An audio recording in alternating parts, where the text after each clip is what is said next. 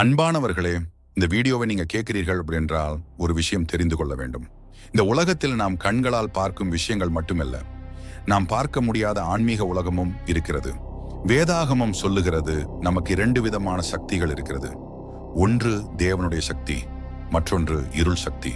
அந்த இருள் சக்தியின் தலைவன் தான் சாத்தான். பலர் ஒரு பெரிய கேள்வி கேட்பார்கள். சாத்தான் உண்மையிலேயே இருக்கிறானா? அவன் எப்படி இருப்பான்? அவன் உண்மையிலேயே மனிதர்களின் வாழ்க்கையில் வேலை செய்கிறானா? இந்த கேள்விகளுக்கு பதில் தெரிந்து கொள்ள வேண்டும் என்றால் வேதாகமத்தை பார்க்க வேண்டும். வேதாகமம் சொல்லுகிறது சாத்தான் முதலில் ஒரு தூதன், தேவன் படைத்த ஒரு தூதன். அவன் பெயர் லூசிபர் என்று வேதாகமம் குறிப்பிடுகிறது. ஆனால் ஒரு நாள் அவனுடைய மனதில் பெருமை வந்தது. அவன் தேவனைப் போல ஆக வேண்டும் என்று நினைத்தான். அந்த பெருமையின் காரணமாக அவன் தேவனுக்கு எதிராக கிளர்ச்சி செய்தான். அதனால் தேவன் அவனை வானத்திலிருந்து கீழே தள்ளிவிட்டார். அந்த நாளிலிருந்து அவன் தேவனுடைய எதிரி. அவன் தேவனை நேராக தாக்க முடியாது. அதனால் தேவன் படைத்த மனிதர்களை தாக்க முயற்சி செய்கிறான். இதுதான் சாத்தானின் வேலை. அவன் என்ன செய்ய முயற்சி செய்கிறான் தெரியுமா? மனிதனை தேவனிடமிருந்து தள்ள முயற்சி செய்கிறான். அவன் நம்ம வாழ்க்கையை அழிக்க முயற்சி செய்கிறான்.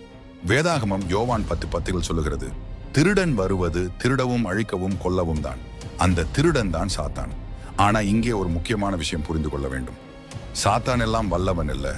அவன் தேவனை போல சக்திவானவன் இல்லை. அவன் ஒரு படைக்கப்பட்டவன். தேவன் மட்டும்தான் எல்லாம் வல்லவர். இது நமக்கு மிகப்பெரிய நம்பிக்கை. இப்பொழுது பலர் கேட்கிறது இன்னொரு கேள்வி, சாத்தான் எப்படி இருக்கும்? சினிமாக்கள் காட்டுவது போல கொம்பு இருக்கும் அல்லது பயங்கரமான உருவம் இருக்கும் என்று பலர் நினைக்கிறார்கள். ஆனா வேதாகமம் அப்படி சொல்லவில்லை. வேதாகமம் சொல்லுகிறது சாத்தான் தன்னை மாற்றிக்கொண்டு வருவான். 2 கொரிந்தியர் 11:14 சொல்லுகிறது, சாத்தான் ஒளியின் தூதன் போல தன்னை மாற்றிக்கொள்கிறான்.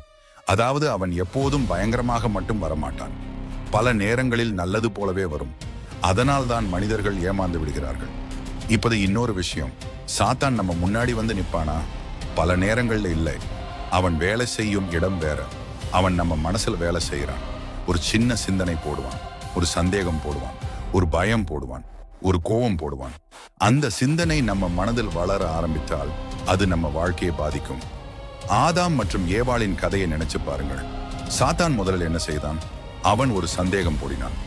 தேவன் உண்மையிலே அப்படி சொன்னாரா? அந்த ஒரு சந்தேகம் மனிதன் விழுவதற்கு காரணமானது. அதனால் சாத்தான் அதிகமாக வேலை செய்யும் இடம் நம்ம மனம். அவன் நம்ம மனதில் பொய் சொல்லுவான். நீயால் முடியாது என்று சொல்வான். தேவன் உன்னை நேசிக்க மாட்டார் என்று சொல்வான். உன் வாழ்க்கை ஒருபோதும் மாறாது என்று சொல்வான். இவையெல்லாம் சாத்தானின் பொய்கள். ஆனா வேதாகமம் சொல்லுகிறது சாத்தான் பொய்யின் தந்தை. அதாவது அவன் சொல்வது எல்லாம் உண்மை இல்லை. இப்போது முக்கியமான கேள்வி, சாத்தான் நம்ம வாழ்க்கையில் வராமல் எப்படி இருக்கலாம்? அல்லது அவன் வந்தாலும் அவனை எப்படி விரட்டி அடிக்கலாம்? வேதாகமம் நமக்கு சில சக்தி வாய்ந்த ரகசியங்களை கொடுக்கிறது. முதல் விஷயம், தேவனுக்கு கீழ்ப்படிந்து வாழ வேண்டும். யாக்கோபு 4:7 சொல்லுகிறது, தேவனுக்கு கீழ்ப்படிந்து சாத்தானுக்கு எதிர்த்து நிற்குங்கள், அப்பொழுது அவன் உங்களை விட்டு ஓடிப்போவான். இந்த வசனம் மிகவும் சக்தி வாய்ந்தது. பலர் சாத்தானை விரட்ட ஜெபிக்கிறார்கள், ஆனா வாழ்க்கையில் பாவத்தை விடமாட்டார்கள். பாவம் இருந்தால் சாத்தானுக்கு கதவு திறந்திருக்கும். ஆனால் ஒருவர் தேவனுக்கு கீழ்ப்படிந்து வாழ ஆரம்பித்தால் சாத்தானுக்கு இடம் கிடையாது.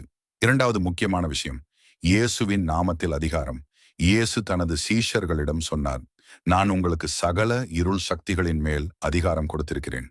இதன் அர்த்தம் என்ன தெரியுமா? ஒரு விசுவாசி பயப்பட வேண்டியதில்லை. இயேசுவின் நாமத்தில் ஜெபிக்கும் போது இருள் சக்திகள் ஓடிவிடும். ஏன் தெரியுமா? இயேசு சிலுவையில் சாத்தானை தோற்கடித்தார். அதனால் இயேசுவின் நாமத்தில் வல்லமை இருக்கிறது. 3வது முக்கியமான ரகசியம், தேவனுடைய வார்த்தை. வேதாகமம் ஒரு ஆயுதம். இயேசு சோதனைக்கு ஆளான போது சாத்தானிடம் எப்படி பேசினான்? அவர் ஒவ்வொரு முறையும் சொன்னார், எழுதியிருக்கிறது. அதாவது வேதாகம வசனம். அதனால் சாத்தான் அவனை விட்டு போனான். நம்ம வாழ்க்கையிலும் அதே விஷயம். வேதாகமத்தை அறிந்தால் நம்மை ஏமாற்ற முடியாது. 4வது முக்கியமான விஷயம், ஜெபம். ஜெபம் இல்லாத வாழ்க்கை பலவீனமான வாழ்க்கை. ஆனா ஜெபம் உள்ள வாழ்க்கை பாதுகாப்பான வாழ்க்கை. ஒருவர் தினமும் தேவனோடு பேச ஆரம்பித்தால் அவருடைய ஆன்மீக வாழ்க்கை பலமாகும். 5வது முக்கியமான விஷயம், பரிசுத்த வாழ்க்கை.